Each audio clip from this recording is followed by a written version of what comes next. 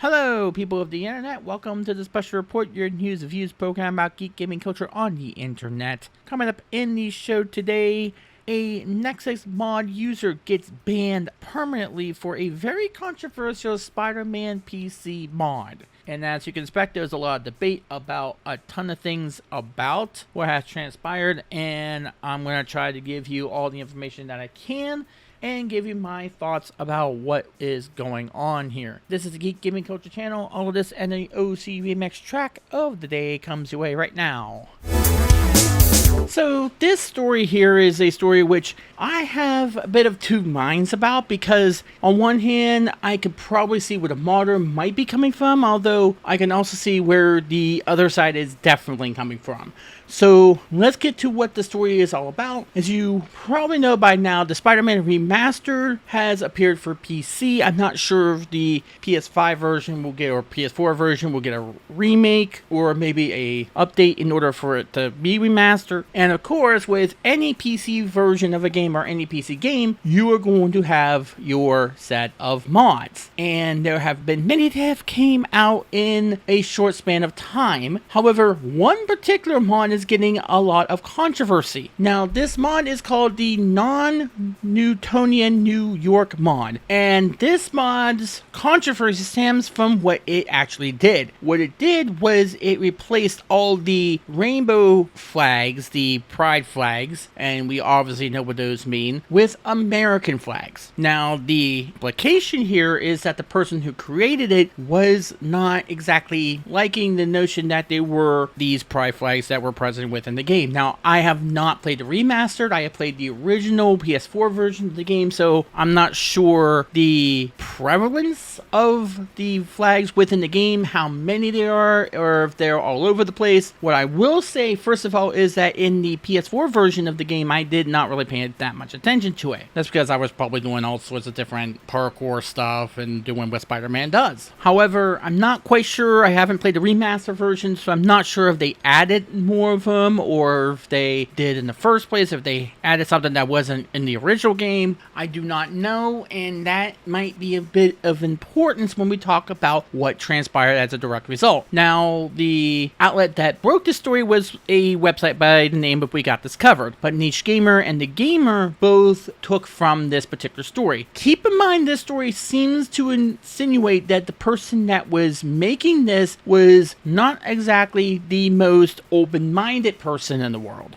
However, it seems as though none of the outlets know the name of the person who made this mod. We Got This Covered had the cover art for this mod, but it doesn't show who made it. So there is no telling as to the mindset of this person. We don't know who this person is. We had to go by what the people who covered the story is saying about the person. And that gives some questions that should be asked here. But let's go through the story. Let's go into the Niche Gamer reporting of this, because I think they are the most neutral point of view of this. Now, they're saying not long after the new Newtonian New York mod was published, it started getting noticed, and soon after it got pulled from Nexus Mods. Now, Nexus Mods was the site that this got it hosted at, and they'll have something to say about it. Maker of Spider-Man Remastered mod was also banned from Nexus Mods, with a rep from the mod portal confirming the user and mod have been removed and banned as they are no longer welcome on Nexus. Now, We Got This Covered had more about this, saying it was uploaded to Nexus Mods on August 15th and has already seen 288 downloads in less than 24 hours. Now, this next part I wish they didn't add, because it insinuates that they already had a bias about what type of comments there were, since they don't actually show the type of comments that were on this, and in all fairness, they deleted the entire page. You cannot go to this site and see what the comments were. I wish they had taken some screenshots of some of the comments that were there, so they could at the very least have some citation, because all we have to go on is this reporting. And you know how some of the media is, they will frame anything. If they have a bias, they will frame anything as a certain thing.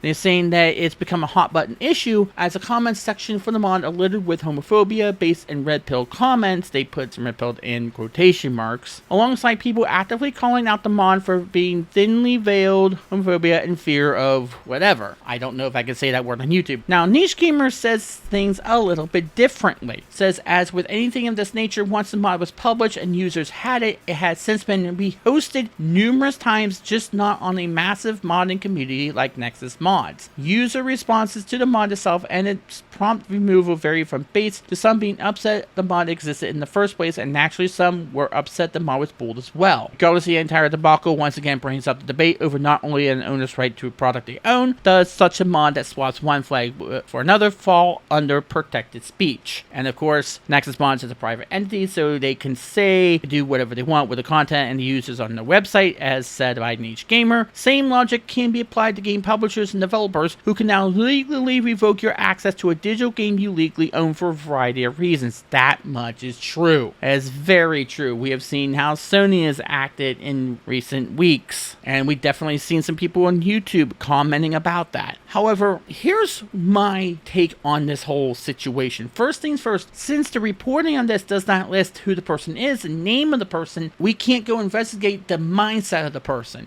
So we have to go by the reporting. That much in of itself leads some questions to be answered. What was the person's intention by posting this? Now, you can definitely say that this person just did not like the idea that these kinds of people exist, and he said, hey, we are America, we don't welcome you. Now, if that's the case, then I would say get lost until you have some definite sensitivity training. I don't believe in cancel culture. That's why I'm not saying then get lost and stay lost. I'm saying learn how to be respectful to other human beings and treat people with the same dignity as you would any other person. I have said in previous video, my viewpoints, my values have not changed. I am an ally. I will stand up for any right they have. I know a lot of people, I am friends with a lot of people who are of different identities, and that's not just me being pretentious, that's me actually meaning that. And I've said this for years. I've held on to that belief for years. I support gay marriage. I support the right to choose. I support all that other stuff. So if that's the only reason why this person put that particular mod there, then I say take it off. There's no reason for it to be there. Now, there's a couple of other reasons I could think he might have done that, or she. We don't know if it's a he or she or non-binary. Maybe he thought or she thought that the amount of flags was too much. Now, we have talked a lot about the idea of being preachy. There have been reviews about A League of Their Own, the new series on Amazon, being that way, where it kind of takes you out of the immersion of the story. If it doesn't take you out of the immersion of the story, then it's doing its job in a fictional setting. You can have your message, about inclusion, and that's well and good, and that's certainly encouraged, but if you're not a good writer, if you're somebody who is just trying to shoehorn that in, if it takes you out of the immersion, then it has the opposite effect. And one thing that I think that people could say is that you need to have a person give a chance to digest the message you're trying to send. If you are constantly hammering a message into someone's head, then they're going to tune it out and it's not going to get through because they are not allowed to receive that message, compute that message, digest that message, and find out that you were trying to teach a good thing. That not only was your heart in the right place, but you were skilled enough as a writer or as a director in order to deliver that in a proper way in a fictional setting, in that particular setting that you have. Now, again, I did not play this game, at least not the remaster, so I'm not sure of the amount that was there. If it was like on every single apartment building in Manhattan, everyone had one of these flags, then okay, I can maybe see where he's going with it or she's going with it, saying maybe it was way too much, that I was not able to progress with the game because it became more of a distraction than actually giving me a good message. And for the record, I'm not quite sure how prevalent that flag is in New York City. I know New York City is really liberal. They have voted Democratic for as long as I can remember during the aughts. I'm not sure if it's as prevalent in some of the other larger cities like Los Angeles Angeles, San Diego, San Francisco, Chicago, but I do have a feeling that it's prevalent somewhere, maybe in some sections of Manhattan, so I'm not sure how prevalent it is, but if it's being represented in the game, not like it's being represented in real New York City, then I can also see maybe they believe it's not realistic. And we can talk about the comments all day. Of course, you're going to have your trollish comments.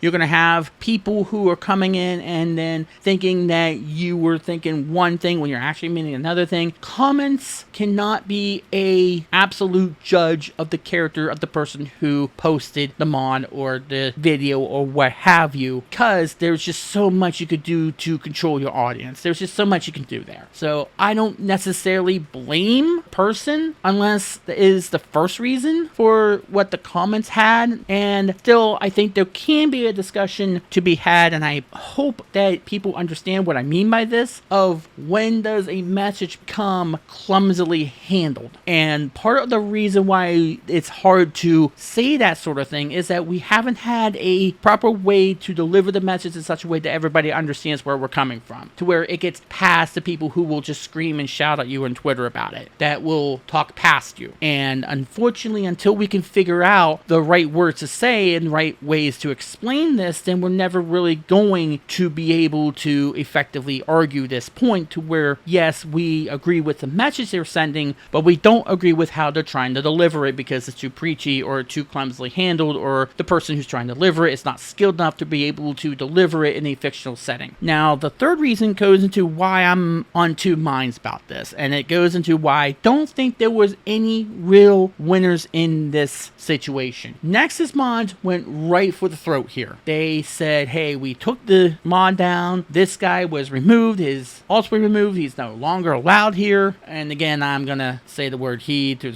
identify the person. Forgive me if I'm misgendering this modder, but they went for the throat here. And that leads me to suspect that either they read this modder well before the reporting happened, or they know something about this modder that we do not. Because, again, we don't know who the modder was. They're not releasing the identity of the modder. Because maybe if they released the name of the modder, then maybe we would be able to go directly to the modder in order to figure out their true intentions. And that would definitely add to the reporting. That would definitely add some context to this. As it stands, we still have these questions. That's why I'm saying we should know who the person was. But they went right for the throat here. And one of the other reasons I thought of was that the person was trying to deliver a more united message that, hey, everybody's a part of the United States of America. We're all Americans at the end of the day. We're all looking at each other through the same lens. There is unity within our country. And if that was the case, and even if it's not the case, but if it is the case, then Nexus doing this right from the get-go, they didn't think twice about it. They didn't go and ask the person what was going on. Why did you create this? Is there a better way to deliver a message like this? If that's what they did, then they really delivered the wrong message themselves. And this modder did no favors either. Because what it says is that you cannot be both a LGBTQ plus person and consider yourself a patriot at the same time. No, I do not think America is perfect right now. I do not think that we're doing things in the right way. I don't like either of the two political parties, but I still proud to say that I have the right to say those sort of things, not be persecuted for saying them. Yes, there may be somebody who is listening to this right now who may not like some of the opinions that I express, but you have the option to put down in the comment section what you don't like, what you disagree with. I don't mind disagreements. I say on my Twitter account, I do not block, I do not mute on Twitter based on disagreements. Now, if you're trolling me, if you're sending vitriol, if you're sending hate my way, that's a different matter, but I'm just talking about people who have disagreements or perspectives about how we go about doing things, or how about achieving a goal. That would be the same with maybe some LGBTQ plus people. Yes, they recognize that we could do a lot better, but we have made progress as well. We have made a lot of progress. And it's because that we can vote on these things. We can vote on things like who is our next president, who should represent us. And because of this, they may think, you know what? I can have the right to change my situation. It may be a false choice, but it is a choice nonetheless. And I have the right to protest as long long as peacefully, of course, what is going on in my country or in my neck of the woods. And though I am critical of the direction my country is going right now, I am still proud of being a part of this country. I am still a patriot. I am still an American. Likewise, going the opposite direction, somebody who is used to waving the American flag say, hey, I'm a patriot. I love this country. I love what this country stands for. And I also believe that LGBTQ plus people belong in this country as well. I believe in that right. I believe they should be allowed to be here. And they should have every rights that I do. And I am an ally as well. I am a patriot and an ally. This action, what they did, tells the exact opposite. That you cannot be both. That if you are LGBTQ plus person, then you better be hating America and vice versa. If you are a patriot and you wave the banner, then you should want to drive those pride people out of your community forever. And I don't think that's the right message, because what we need is more unity. What we need is less division. And this is causing less division by saying that we are going to have these people be able to keep their gate and to monopolize their viewpoints, to where if you have one viewpoint, that means you're not allowed to have the other viewpoint. And with the way that we are divisive as it is, and that we cannot get out of our polarization right now, that's the worst message you can send. Now, there was somebody on a Discord that I frequent that posted this story and then asked if it was, say, a Ukraine flag, and I need to choose my words carefully because YouTube's going to YouTube, would they do the same thing? That's a good question, actually. I do think that is an interesting question. I would love to see if Nexus Mods would have taken this down if it was placed with maybe a flag of a country that we are currently trying to support in a time of conflict. And if that's the case, then maybe there's more questions that need to be answered, and I see where this is going. However, keep this in mind. I'm not saying that the solution this modder had was the right way to go, assuming that it's not the first reason I said. If it's the first reason, then take a hike until you learn that you shouldn't be thinking like that, that we should all be one in this country, that everybody should be allowed to have their rights. But if it's the second or maybe even third reason, then maybe Nexus Mods could have went to the modder and say, what is your intention here? Did you think that it became a little too pretentious? Do you think it became a little bit too preachy? And if they said, okay, yeah, that was my intention, then maybe they could come up with a better solution for this.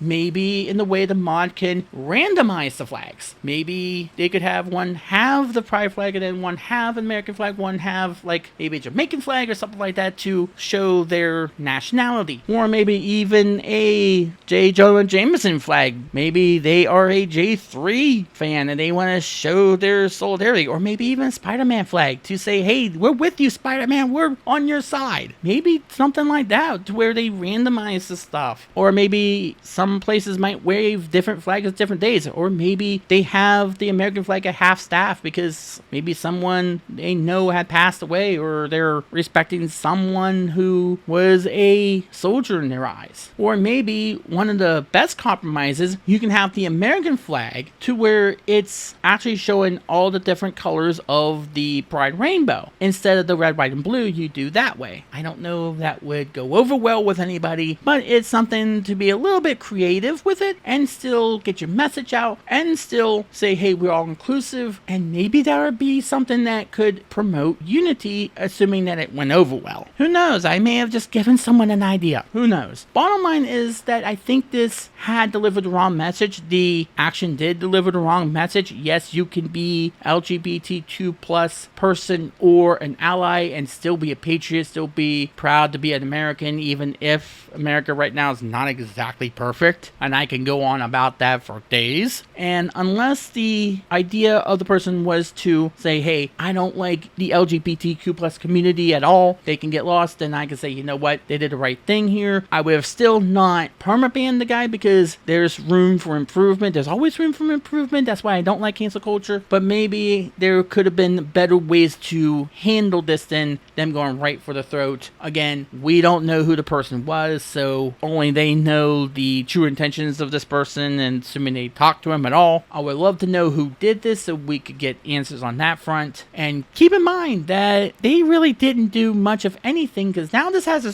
Streisand effect. Everybody's going to want to know what this was all about. And if it's the internet, it's going to be on there forever, because a lot of people have downloaded this by now, and a lot of people want to post it now. And a lot of people want to know what the fuss was all about. So it probably just had the opposite effect there too. I agree that both parties could have handled this a lot better, unless it was the first reason. Again, if it was first reason, then yeah, I do agree if that was the case. In any other case, I think some better conversation needs to be addressed on that front. And for the record, I'm not going to address the last point that Niche Gamer got into, because that's going to make an already long video into a incredibly long video. That's for another video. Hopefully there will be something else that makes me want to address that in a little bit more detail, but for right now, I think you know my stance on stuff like that, since I've probably made a couple videos concerning that sort of thing. But anyway, that's going to do it for this edition of the Special Report. Thanks as always for watching. Please be sure to hit the bell and subscribe for more of this, the Geek Gaming Culture channel. I will give you the OCRemix track of the day. It is from Becca E-Trip, who does a good bit of remixes in this style. Final Fantasy X. It is a remix of Sprouting called Sprouting Omens. Now, for those people who don't know where Sprouting actually plays, is a popular track, but I had to do some digging to remember where this actually played. This played in between the Doge Temple and the Moonflow where you ride the Shoof Puff. I had to look a while in order to figure out to remember where this played, because I'm recording this in the wee hours of the morning, and my mind just went completely like, where did this song play? Where does this song play? And nothing told me where this song actually played. And I played Final Fantasy X several times over the years, and I should know that, but I needed to make sure, so I gave you the correct information. And thank goodness that I got the correct information for you. So here it is. It's pretty much like a rearrange of the classic tune that you hear there. So I hope you enjoy it. If you do like those, please go visit OCRemix.org for that and a lot more. I will see you next time. This is Geek Gaming Culture channel, and that just happened.